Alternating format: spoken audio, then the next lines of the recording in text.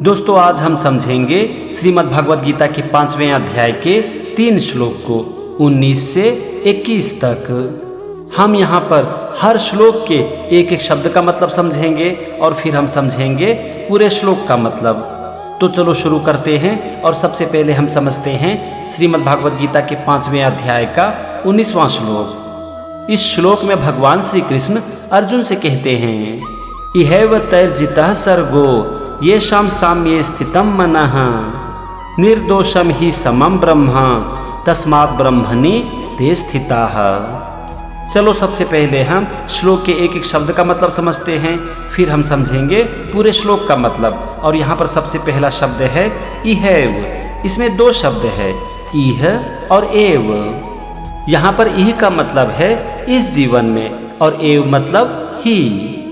इसके बाद है तैर्जितः। इसमें भी 2 शब्द है, तैः और जीतः। तैः का मतलब होता है उनके द्वारा और जीतः मतलब जीत लिया गया है। फिर है सर्गः येषां साम्ये स्थितं मनः। सर्ग का मतलब होता है संपूर्ण संसार, येषां मतलब जिनका, साम्य मतलब समभाव में। समभाव का मतलब होता है हर परिस्थिति में अपने मन को एक समान बनाए रखना। स्थितम मतलब स्थित है और मनः मतलब मन। तो अब यहाँ पर आप देखो, पहले वाक्य का मतलब हो गया जिनका मन समभाव में स्थित है उनके द्वारा इस जीवन में ही संपूर्ण संसार जीत लिया गया है। कहने का मतलब हुआ कि जिनका मन समभाव में स्थित होता है वो पूरे संसार को जीत लेता है। अब हम आते हैं दूसरे वाक्य पर और यहाँ पर सबसे पहला शब्द है निर्दोषम और इसका मतलब होता है निर्दोष। फिर है ही समम ब्रह्म। ही का मतलब होता है क्योंकि, समम मतलब सम है यानी कि एक समान है, और ब्रह्म मतलब परमेश्वर परमात्मा। इसके बाद है तस्मात् ब्रह्मणि। इसमें 2 शब्द है, तस्मात् और ब्रह्मणि। तस्मात् मतलब इससे और ब्रह्मणि मतलब परमात्मा में। इसके बाद है ते स्थिताः। ते का मतलब होता है वे और स्थिताः मतलब स्थित है। तो अब यहाँ पर आप देखो, दूसरे वाक्य का मतलब हो गया क्योंकि परमात्मा निर्दोष और सम है, इससे वे परमात्मा में ही स्थित है। ये था श्लोक के एक एक शब्द का मतलब और दोनों वाक्य का मतलब। चलो अब हम समझते हैं पूरे श्लोक का मतलब। यहाँ पर भगवान श्री कृष्ण अर्जुन से कहते हैं कि हे अर्जुन, जिनका मन समभाव में स्थित है उनके द्वारा इस जीवन में ही संपूर्ण संसार जीत लिया गया है, क्योंकि परमात्मा निर्दोष और सम है, इससे वे परमात्मा में ही स्थित है। चलो अब मैं आपको इसे थोड़ा आसान करके समझाता हूँ। यहाँ पर भगवान कह रहे हैं कि जो अपने मन को जीवन के हर परिस्थिति में एक समान बनाए रखते हैं वो इस जीवन में ही संपूर्ण संसार को जीत लेते हैं, क्योंकि परमात्मा में कोई दोष नहीं होता और इसीलिए वो निर्दोष भी हैं और सम भी। इसीलिए ऐसे प्राणी परमात्मा में ही स्थित रहते हैं। तो ये था श्रीमद् भगवद गीता के 5वें अध्याय का 19वां श्लोक और उसका मतलब। चलो हम आगे बढ़ते हैं और समझते हैं 20वें श्लोक को। इस श्लोक में भगवान श्री कृष्ण अर्जुन से कहते हैं, ना प्रहृष्येत प्रियम प्राप्य नो द्विजेत प्रायचाप्रियम स्थिर बुद्धिर सम्मूढ़ो ब्रह्मविद् ब्रह्मणि स्थितः। सबसे पहले हम समझेंगे श्लोक के एक एक शब्द का मतलब, फिर हम समझेंगे पूरे श्लोक का मतलब। और यहाँ पर शब्द है ना प्रहृष्येत प्रियम। न का मतलब नहीं और प्रहृष्येत प्रियम में 2 शब्द है, प्रहृष्येत और प्रियम। प्रहृष्येत का मतलब होता है हर्षित हो और प्रियम मतलब प्रिय को। तो यहाँ पर ना प्रहृष्येत का मतलब हुआ हर्षित नहीं हो। इसके बाद है प्राप्य और इसका मतलब होता है प्राप्त करके। फिर है नो द्विजेत प्राप्य। इसमें 3 शब्द है, नो, उद्विजेत और प्राप्य। उद्विजेत का मतलब होता है परेशान होना, तो नो उद्विजेत का मतलब हो गया परेशान नहीं होना। इसके बाद है चाप्रियम। इसमें दो शब्द है, चौ और अप्रियम।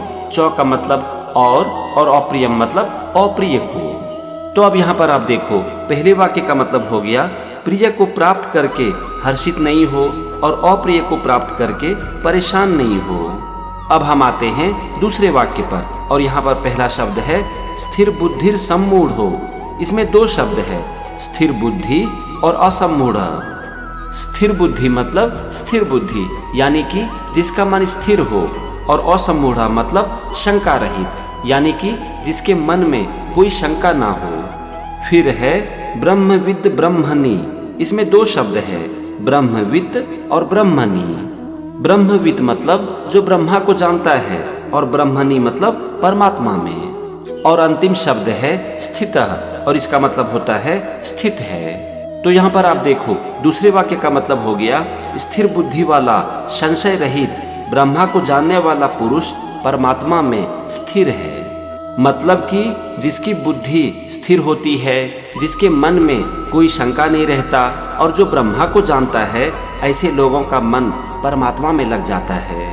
तो ये था श्लोक के एक एक शब्द का मतलब और दोनों वाक्य का मतलब। चलो हम दोनों वाक्य को मिलाते हैं और समझते हैं पूरे श्लोक का मतलब। इस श्लोक में भगवान श्री कृष्ण अर्जुन से कहते हैं कि हे अर्जुन, जो पुरुष प्रिय को प्राप्त करके हर्षित नहीं होते और अप्रिय को प्राप्त करके परेशान नहीं होते, ऐसे लोगों की बुद्धि स्थिर होती है, उसके मन में कोई शंका नहीं रहता और इसीलिए वो ब्रह्मा को जान पाते हैं और इससे उनका मन परमात्मा में स्थित हो जाता है। तो ये था श्रीमद् भगवद गीता के 5वें अध्याय का 20वां श्लोक। चलो हम आगे बढ़ते हैं और समझते हैं 21वें श्लोक को।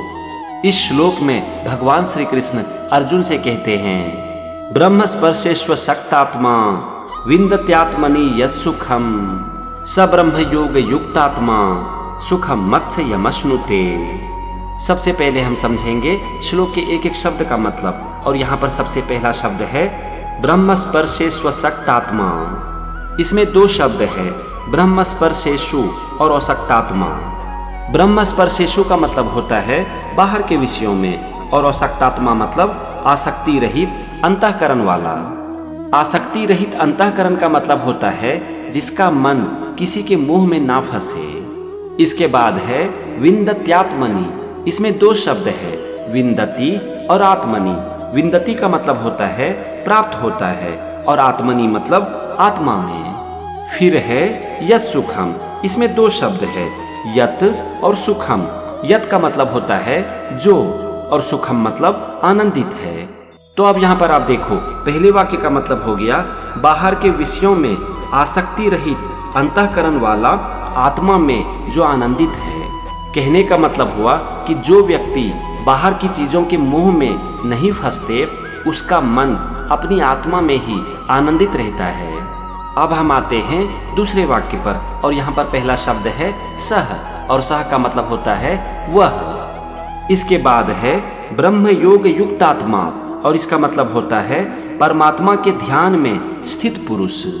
इसके बाद अंतिम शब्द है सुखम अक्षयम अश्नुते। इसमें तीन शब्द है, सुखम, अक्षयम और अश्नुते। सुखम का मतलब हो गया सुख को, आनंदित। अक्षयम मतलब जिसका नाश नहीं किया जा सकता है, शाश्वत, इटर्नल। और अश्नुते मतलब अनुभव करता है। अब यहाँ पर आप देखो, दूसरे वाक्य का मतलब हो गया वह परमात्मा के ध्यान में स्थित पुरुष अक्षय आनंद का अनुभव करता है। अक्षय आनंद का मतलब हो गया इटर्नल ब्लिस, एक ऐसा आनंद जो कि कभी खत्म ना हो। तो ये था श्लोक के एक एक शब्द का मतलब और दोनों वाक्य का मतलब। चलो अब हम समझते हैं पूरे श्लोक का मतलब। इस श्लोक में भगवान श्री कृष्ण अर्जुन से कहते हैं कि हे अर्जुन, जो पुरुष बाहर की चीजों से मोहित नहीं होते और अपनी आत्मा में स्थित होकर आनंद का अनुभव करते हैं, ऐसे पुरुष का मन परमात्मा के ध्यान में स्थित होता है और वो अक्षय आनंद का अनुभव करते हैं। तो ये था श्रीमद् भगवद गीता के 5वें अध्याय का 21वां श्लोक। आज हमने समझा श्रीमद् भगवद गीता के 5वें अध्याय के 3 श्लोक को 19 से 21 तक। मैं उम्मीद करता हूँ कि आज आपने श्रीमद् भगवद गीता के 5वें अध्याय से कुछ न कुछ जरूर सीखा होगा। अगर आप श्रीमद् भागवत गीता से कुछ सीख रहे हैं तो मेरे साथ बने रहिए, क्योंकि श्रीमद् भागवत गीता का ये सीरीज कंटिन्यू रहेगा और अगले एपिसोड में भी हम श्रीमद् भागवत गीता के कुछ और श्लोक को समझेंगे। तो मेरे साथ बने रहिए और सीखते रहिए। श्रीमद् भागवत गीता। जय श्री कृष्ण।